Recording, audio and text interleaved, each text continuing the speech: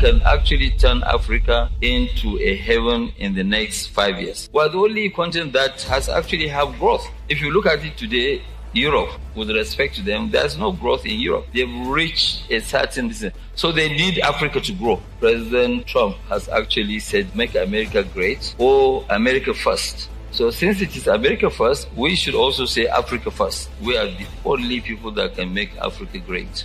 So if I'm not investing at home, how do I convince somebody to come and partner with me and invest and make Africa great? It's difficult. The real reason why we have actually not flown as much as Asia, Asians, they have quite a lot of old entrepreneurs, old money, and majority of them, they believe in their own continent, be it from Thailand, Indonesia, and other areas.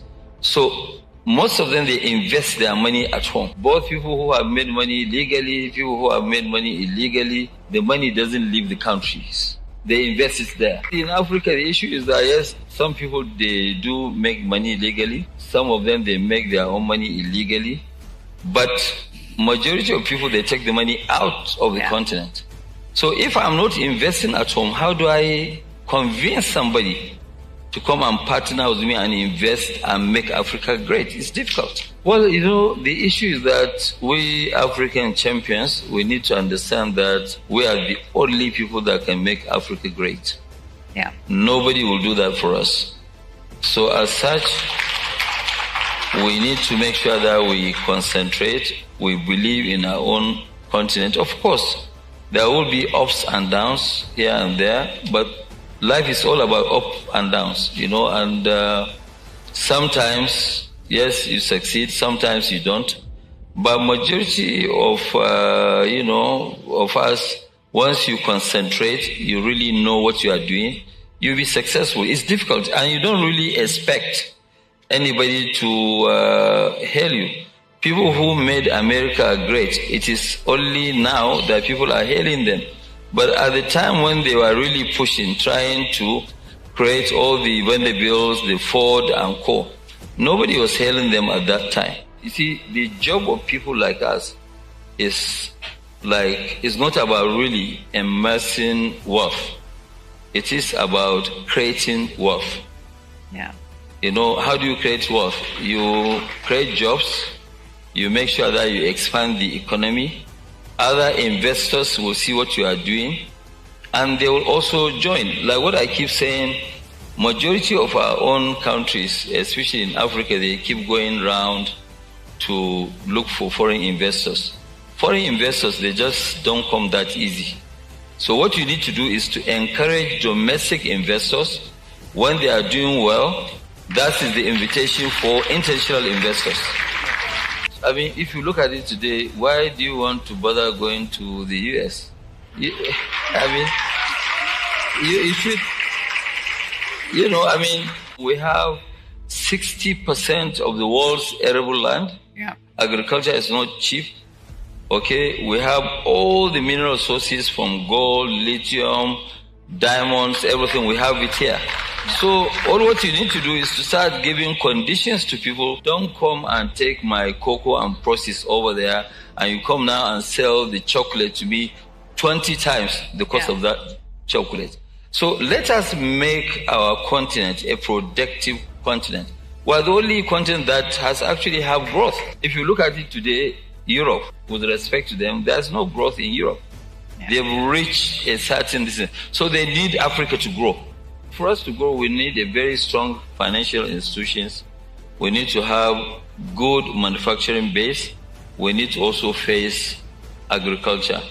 All the other artificial intelligence and co, they will follow. It's part of the growth. But once we do that, we focus on our own mineral sources. I am telling you, Africa will be totally a different story. Africa is not the only place that you have corruption. Corruption is all over the place. The only difference is that our corrupt people, when they steal the money, they take it, they fly the money out of the continent. If they continue to invest here, fine, then the economy will grow.